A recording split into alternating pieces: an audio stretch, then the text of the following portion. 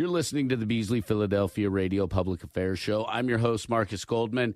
With me today are Erica Dandridge, Simon Bonifat, Christine Rouse, and Addison Evans. They are all from Acting Without Boundaries, and they're here to talk about Acting Without Boundaries, a program coming up, and the great things that they are doing as an organization. Thank you very much for stopping by today to chat about Acting Without Boundaries. Yes, thank you so much for having us. My name is Erica Dandridge. I'm the Associate Director of Programs and Development at Acting Without Boundaries. We call it AWB. AWB is a 501c3 nonprofit organization that does theater programming for people with physical disabilities. Our founder, Christine Rouse, is here, and she will expand on that as well. But I'm going to pass it to Simon to introduce himself. Okay, thank you very much for having us. I'm Simon Bonifant, and I'm an AWB senior actor. And in addition to that, I'm also a professional singer with Hire Musicians, LLC. I also serve as the chairperson of the Accessibility Cohort of Greater Philadelphia, which is a organization made up of arts and cultural venues who work to make their settings fully accessible. Hi, I'm Christine Rouse. I'm the founder and executive director of Acting Without Boundaries. Hi, I'm Addison, and I'm 14 years old, and I go to Penfield Middle School. I love acting, and I'm a black belt in karate. No messing around with you, Addison. Before we start talking about your programming and some of the exciting things that you all do with the organization and what you have coming up, Erica, do you want to give a background on Acting Without Boundaries, what you do, how you came to be, and then we'll go from there. Yes, so Acting Without Boundaries, we have 6 year-round programs. Our newest program, AWB Connects, was just created in 2024, actually. So we're always expanding, always growing, which is so wonderful. Christine, our founder here, she can talk about her history, but it was started in 2004, and it's all about learning performing arts skills, socialization, making friends, and having just a really good time learning about the arts. And we all know how important the arts really are to ourselves, to our community. So we're really community-based, and it's just a really powerful, impactful program. Christine, do you want to talk about your history? Yeah, I was born with cerebral palsy, and I always loved to act. Even as a child, my parents said that I was a natural-born actress. But having a disability makes it hard to perform. Many years ago, I had the privilege of attending an acting workshop for children with physical disabilities, and I loved it. I wanted to provide that same opportunity for others. So yeah, all thanks to Christine. That's why we're all here, and how we've 20-year-old organization, which is, that's a feat for an arts organization for sure. Definitely. AWB is a theatrical program, and it gives kids and adults a chance to perform. Let's talk a little bit about the program and how you do things and how people can get involved. Oh, yes, we have a lot of things that we do. We actually have 6 programs, and it is ever evolving. We host monthly workshops which provide training in theater and singing, and they are led by theater professionals. We also provide in-person classes specialized for people with physical disabilities at residential facilities, schools, and rehabilitation hospitals. AWB provides an outlet for social and community engagement as well for people with disabilities. And most importantly, we present disability awareness, education, and outreach to schools and corporations and universities that really emphasize our mission for inclusion. The disability community is actually the largest minority group that one can join at any time due to injury, illness, accident, or from birth. So at AWB, we strive to show the world all that people with disabilities accomplish on and off the stage. And when we do our community outreach, doing things like this and speaking and training folks out in the world, that is really how we get our mission to other people. And when people come to see our shows, they get to understand that we can do anything we want to do when given the right opportunities, the right community. We really shine in the spotlight. Yeah, and people can get involved in so many different ways. So as, our actors here get involved through maybe they come and see a performance and then they know somebody who might have a disability or they have a disability themselves and they have interest in it and they want to give it a try. And we welcome, all types of actors coming from all different walks of life. We also have volunteers. We love partnering with corporations or volunteer groups or schools or students and have them come in and volunteer with us. And we really, obviously rely on volunteers to make our productions happen, which is wonderful. So we have supported by a great community and we love to have as many people involved as possible. Could you give out the website, the social media information, and the phone number so people can get more information about volunteering, about donating, and about getting involved? Absolutely. So our website is www.actingwithoutboundaries.org, and our phone number is 610-922-8240. If you call that number, it'll probably be me who answers. So you'll get treated by my voice right off the bat. And online on our website, there is a drop-down menu where you can kind of select a volunteer inquiry form or an actor inquiry form. And there's ways to give on there as well. As a nonprofit, we rely very heavily on donations and foundations to keep our programs running. So all that information is found. Or if you want to email me, you can email us at info@awb2004.org. How did everyone become involved with AWB? Well, I became involved through my mom, Maria Seferati, who is the AWB Junior Artistic Director, as well as the music director of AWB. And when Christine came up with the idea to start the AWB Junior program several years after it had started, I was very young at the time. I was a young child. And so I joined the inaugural show of the juniors. And since then, I have become quite the veteran AWB senior actor, and I have enjoyed many significant roles throughout the years. I got involved because of my dad. His work sponsored the Hero Award and asked him to go as a guest with my mom. My parents never heard of AWB until then, but they learned it was a nice group of people like me. It felt like a family, and they did such good people for everyone in the community. Since I have monocle dystrophy, I have always enjoyed acting and singing.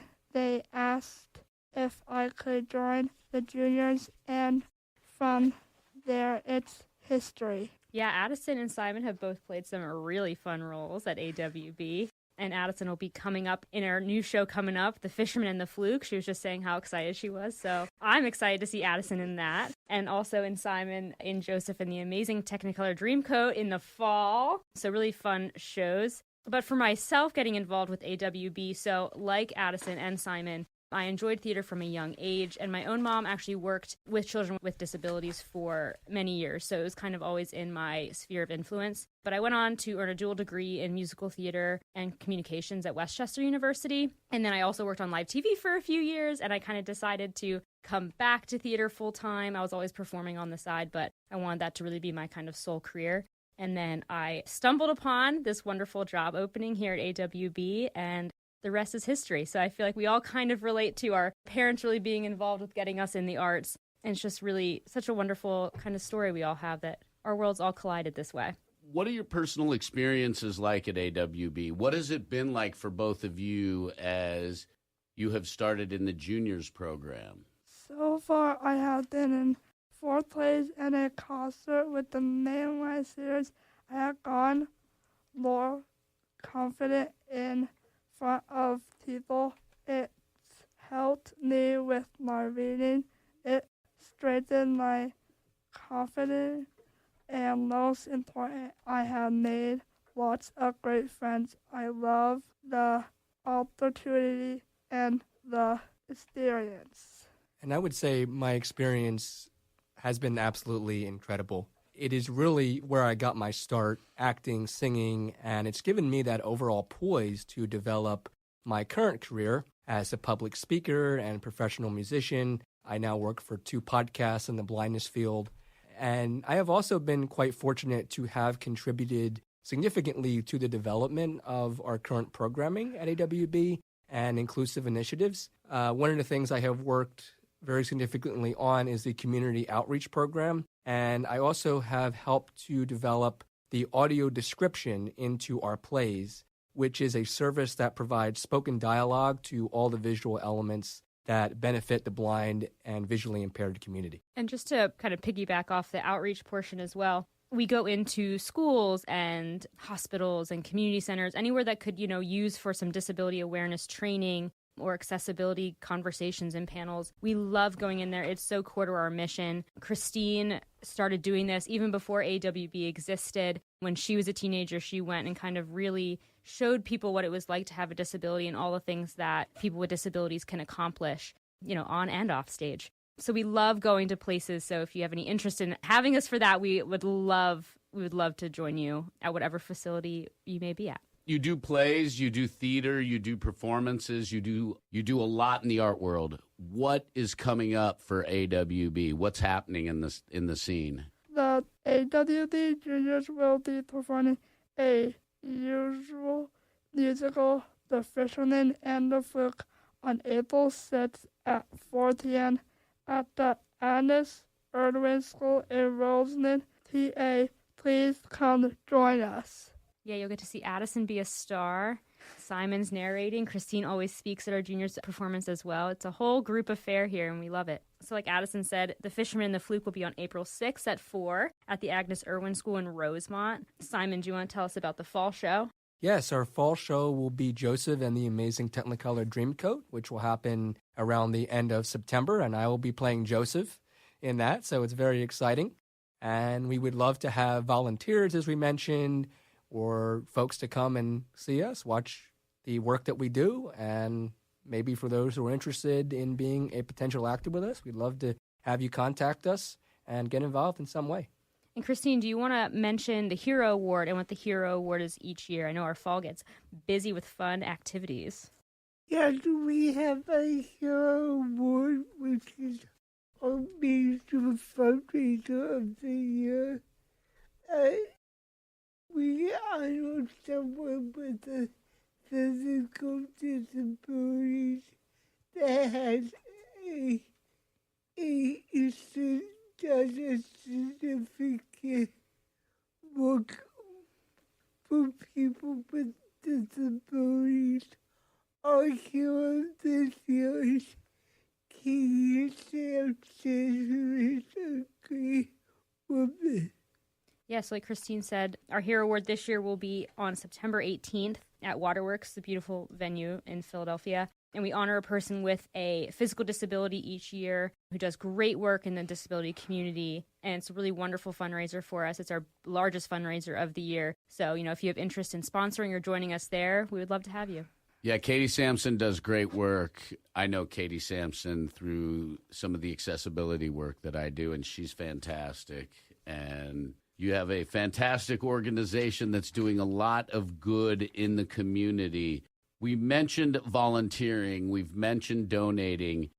Do you need physical donations for theater sets and stuff like that as well as money? Because money is always nice, but what types of donations would you need to help the theater aspect of AWB for live performances? It's a wonderful question. So other than financial donations, which we always appreciate, the biggest thing we ask for is people's time. If they have skills in set building or painting or design or sewing or costuming, or they just want to be involved and want to lend a helping hand, helping our actors move around stage or prepare their costumes and be involved in really any way, setting up the lobby, you name it, ticketing. Time is one of the biggest things that we ask for and is the biggest help to us. Many hands make light work, especially in the theater world. But of course, if you have, leftover fabric or curtains or pieces of furniture where you're like, well, maybe I'll just put it on the curb, we would probably take a look at it and use it for a set piece. So never be afraid to reach out for that. I've picked up many things off the curb. And do you, with your website, with the plays coming up, like, for example, you have Joseph and the Technicolor Dreamcoat coming up in the fall. Will you post a list of the things that you need for that set? That is a great idea. If you sign up for our email marketing, we usually send out a list of like volunteer needs, and we'll start including physical items that we're looking for. And I just wanted to mention, when we talk about the volunteers, just how critical our work with volunteers are. Volunteers that choose to help with the actors and with the play really do a lot of work with blocking.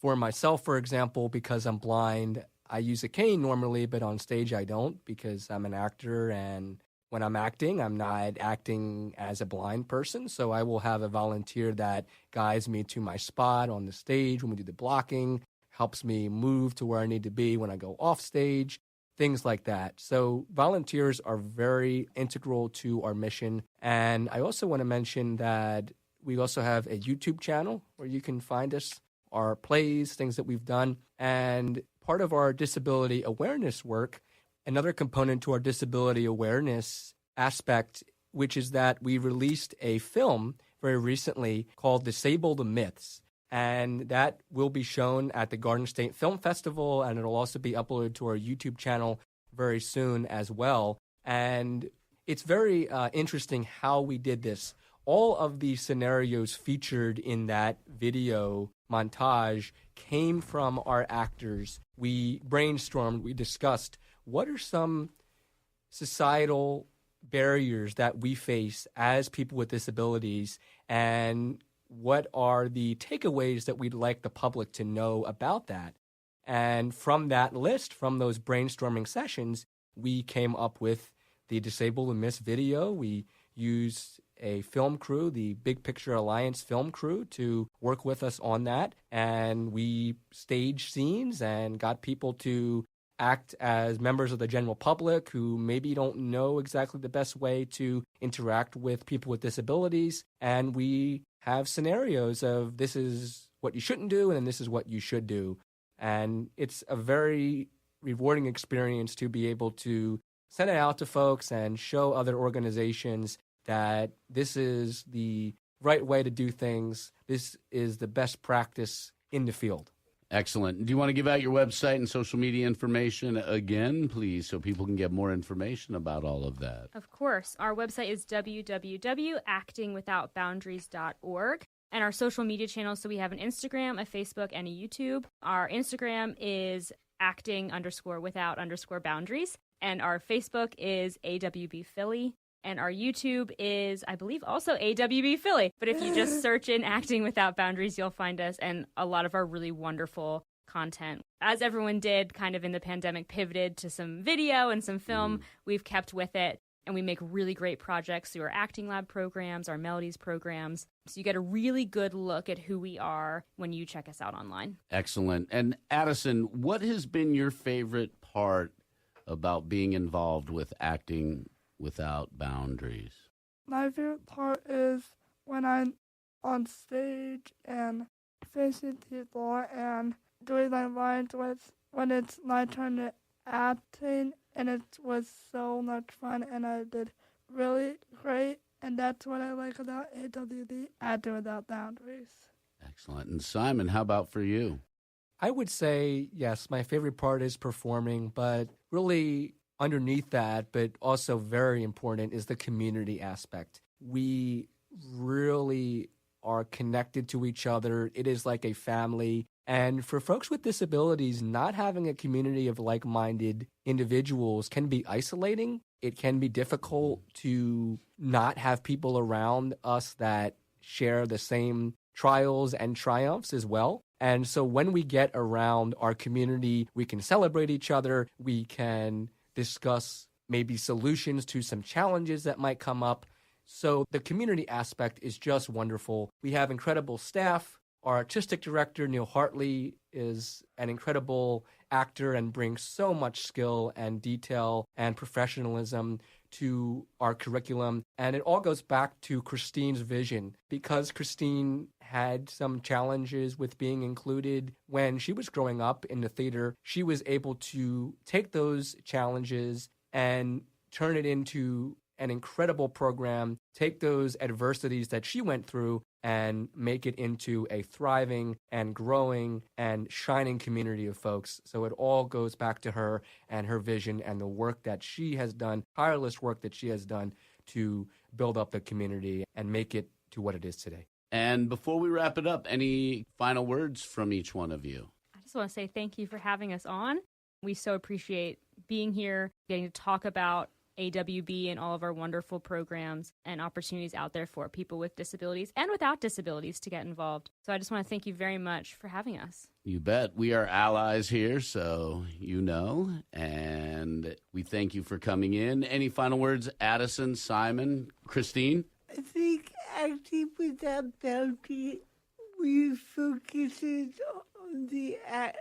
on one's ability rather than the disability. And I just want to thank you for having us today. You're welcome. You know, our mission statement is that we focus on their ability and not their disability. And Christine has embodied that in their 20-year history now. We're on to year 21. Nice.